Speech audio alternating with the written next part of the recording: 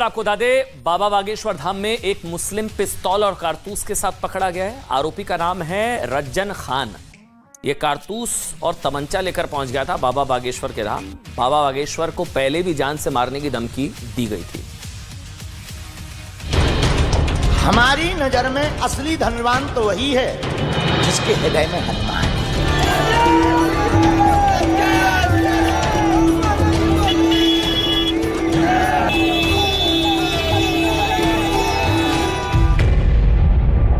बाबा बागेश्वर की जान का दुश्मन कौन? हम सब हिंदू हैं। बागेश्वर धाम में पिस्तौल लेकर आया Rajjan Khan.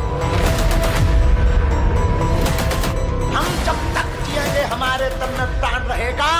My dear all person, I request you, हम ऑल लाइफ ऐसी गलती करते रहेंगे तुम्हारी ठाठी।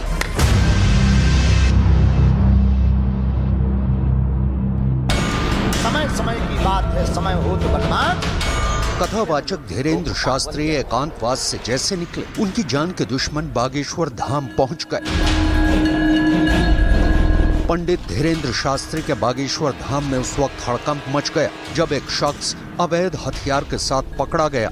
आरोपी के पास से कट्टा और जिंदा कारतूस बरामद किए गए। आरोपी का नाम है रज्जन खान।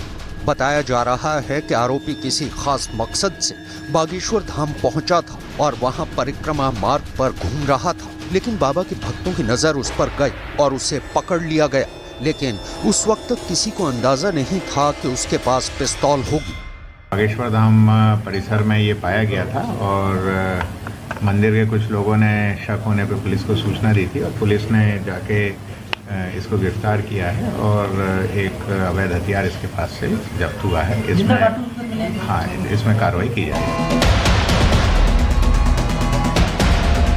बाबा बागेश्वर जिस तरह से हिंदू राष्ट्र के मिशन पर निकले हैं और सनातन का झंडा लेकर पूरे देश में कथा वाचन कर रहे हैं, उनके खिलाफ विरोधियों की बड़ी फौज भी तैयार हो गई है। इसी साल जनवरी महीने में बाबा बागेश्वर को फोन पर जान से मारने की धमकी भी दी गई थी, लेकिन बाबा बागेश्वर ने कहा है कि उन्हें धमकियों से डर नहीं लगता। हम आपको बता दें, हम किसी भी धर्म के कट्टर। आज बागेश्वर बाबा का नाम देश में चारों तरफ गूंज रहा है। बाबा की लोकप्रियता ऐसी है कि हर वर्ग के लोग उनके दरबार में अपनी अर्जी लगाने के लिए महीनों तक इंतजार करते हैं। बाबा बागेश्वर पर हिंदू राष्ट्र और धर्म परिवर्तन को लेकर दिए बयानों से कई बार विवाद हुआ। उन पर नफरत फैलाने और एजेंडा चलाने के आरोप लगे।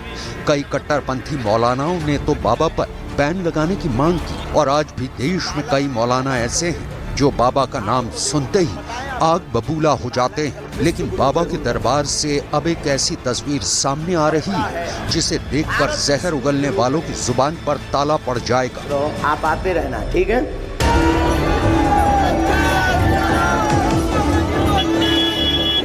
कुछ दिन पहले ही बाबा बागेश्वर मंदसौर पहुंचे थे। बाबा को लेकर सिर्फ हिंदुओं में ही नहीं, मुस्लिम समाज में भी गजब का उत्साह था। बाबा के काफिले पर फूल बरसाने के लिए मुस्लिम समुदाय के कई लोग भी कई घंटों से इंतजार में थे।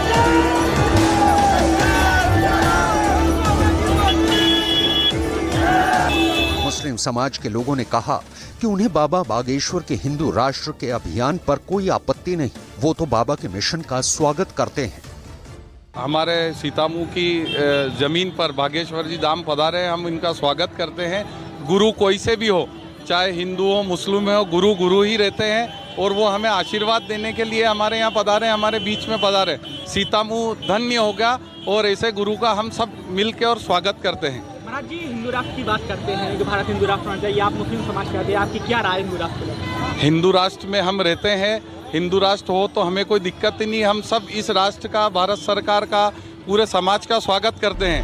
और उनमें से एक जने तो बड़ी अच्छी बात कर रहे थे, बोले महाराज जी हम आपको टीवी पर बहुत देखते हैं। मुस्लिमों में बाबा की लोकप्रियता का ग्राफ तेजी से बढ़ता जा रहा है। आम मुसलमानों का कहना है कि बाबा बागेश्वर से उन्हें कोई तकलीफ नहीं है, वो अपने धर्म का प्रचार करते हैं। मंदसौर में बाबा के साथ मंच पर मुस्लिम भी मौजूद थे और उन्होंने बाबा के साथ आरती भी की।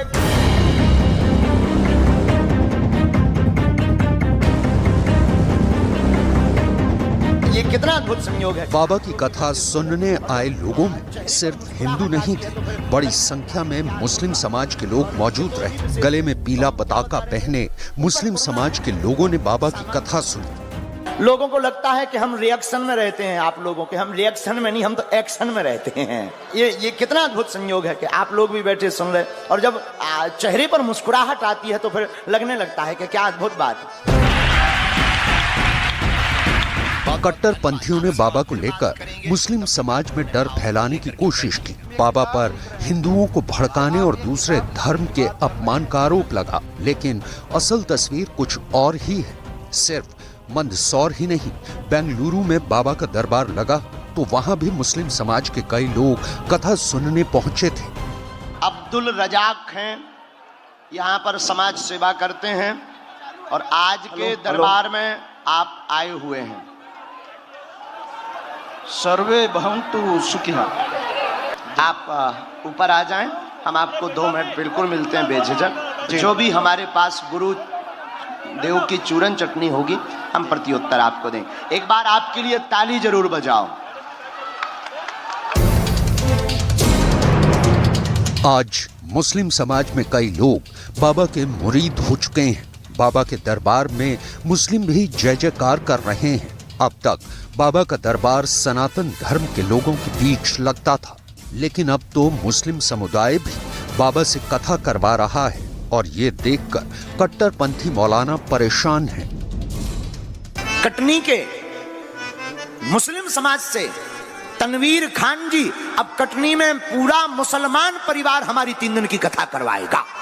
सब टोपी वालों को आने दो और सबको एक होने दो, क्या दिक्कत है राम कथा। चलिए आगे बढ़ेंगे। धर्मांतरण के लिए